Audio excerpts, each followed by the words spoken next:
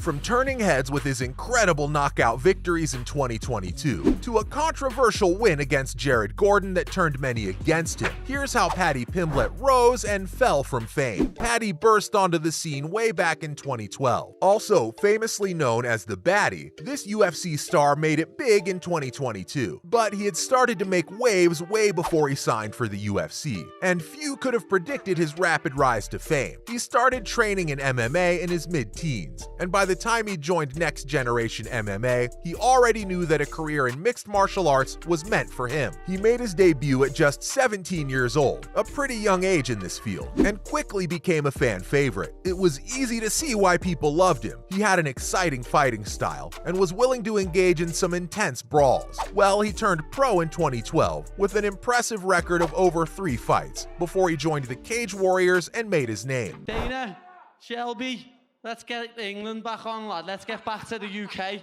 Get your boy in the main event. Not long after, he won the Cage Warriors championship until he finally lost it and moved up to the lightweight division. Couple all that success with the kind of personality he has, and you've got yourself a true star. Even though many think he may not look like the typical UFC combatant, and more like the kid next door, no one can deny that he certainly acts like it when he steps into the octagon. That's where he had some of his best moments. The Baddie has made quite the name for himself in the UFC in little to no time, becoming one of the company's most talked about people in little more than a year. He entered the 2023 campaign with a 6-fight winning streak, including a 4-0 record in the octagon. In the course of his short career, the 28-year-old has had 15 knockouts out of the 20 career victories he's had. Think back to his time in Cage Warriors, where he won the featherweight title and defended it 3 times. His most memorable victory came in 2016. He won against Julian Erosa in an insane back-and-forth brawl, even earning him Fight of the Year honors. Another moment that's really come to define him over the years is the Midas Touch moment. He improved to 12-1 and walked off the ring with the Cage Warriors Fighting Championship featherweight title after defeating Johnny Frasche. He managed to uncork a clean 1-2, resulting in a knockdown many are going to remember for years to come. He kept going until the referee had to call for him to stop. In fact, he's had a bunch of similar moments with many other fighters. There was Nad Narimani, Soren Bach, and even Luigi Vendramini. He hammered all those opponents to the ground, even after they were visibly fatigued and losing. That's exactly what I meant when I said Pimblett doesn't back down from intense brawls. People keep asking me when you're going to fight someone ranked.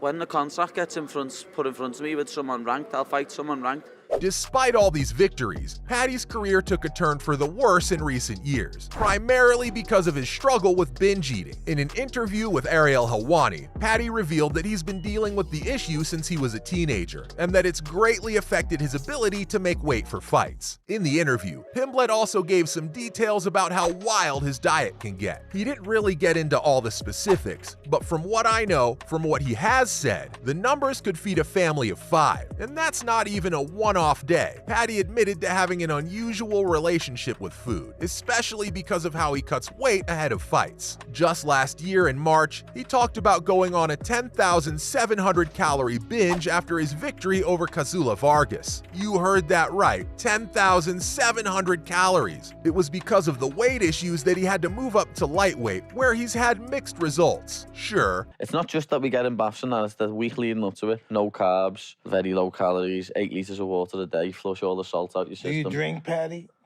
Alcohol. Pimblett's binges have become something of a legend, but it's not just him. UFC bantamweight Sean O'Malley believes it's a mental order most MMA fighters have. He talked about his own relationship with food, admitting to experiencing the same disorder. He said that before his own fights, he would eat clean for 10 weeks straight, and then after the fight, he'd eat so much that he felt uncomfortable and in pain. Other fighters, like Paige Van Zant and Kay Hansen, suffer from the same thing. Despite all this, Paddy rose to the top pretty quickly and unexpectedly. That is, until his fight against Jared Gordon. The hype and positivity surrounding his name took a hit at UFC 282. After that, many fans started to come at Pimblett for being favored by the UFC and unfairly elevating his profile. He did slide into a main event spot on pay-per-view, even though it was just his 4th time in the octagon. But then again, we all know that the promotion and Dana White plays a game of supply and demand, and no one can deny that that Paddy's in demand. His fellow UFC fighters are dying to go up against him, especially considering the hype surrounding him, which, yes, has inflated his personality to a level way beyond his fighting skills. See that hips pushed into the ground? You see how he's sprawled out? He's almost hyperextended backwards. And there we go.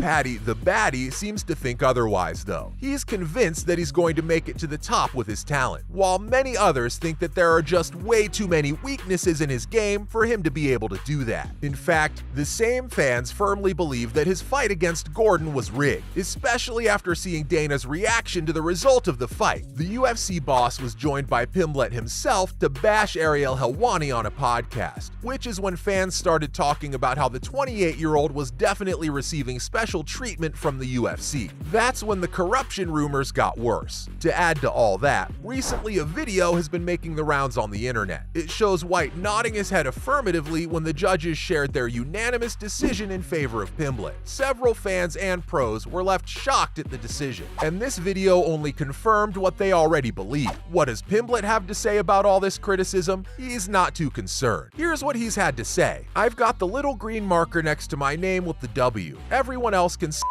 That kind of attitude may not make him popular with fans and other fighters, but even if his popularity wears off and people start resenting him, we all know they'll still be tuning in to hate watch. Look at what happened with Floyd Mayweather, for instance. People tune in to watch him lose, but at least they're still tuning in. You know what they say, negative publicity is still publicity, and when you're a pay-per-view star, that saying becomes all the more relevant. As for Paddy's situation with the eating disorder, most fans obviously sympathize with his struggle and admire his honesty about it, but others aren't as forgiving and feel that his lack of discipline is unacceptable for a professional fighter. So what's next for Pimblett? His rise was super fast, but is he headed towards an imminent fall now? Well, he's now entering territory where every opponent he goes up against is going to be a killer. The primary criticism he's always met with is that he gets hit way too much. But despite that being true, he manages to walk away with a victory most times anyway. It would be a smart move for him to challenge Gordon to a rematch, just to make a statement and shut up the mouths that are doubting his abilities. Or he could even challenge someone standing between the 10th and 15th rankings. As long as he's able to get himself a credible win, he should be good. If he's able to do that, he might just get himself another decade in the game. We'll probably get to see how that goes in 2023. He's going to have to maintain his current progress rate if he wants a shot at the title in a year's time. And again, that's a big if. I want to help some of the charities where he works with my foundation. I want to work together. Now we fought in here,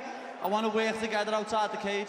Well, that's all you need to know about the rise and fall of Paddy Pimblett.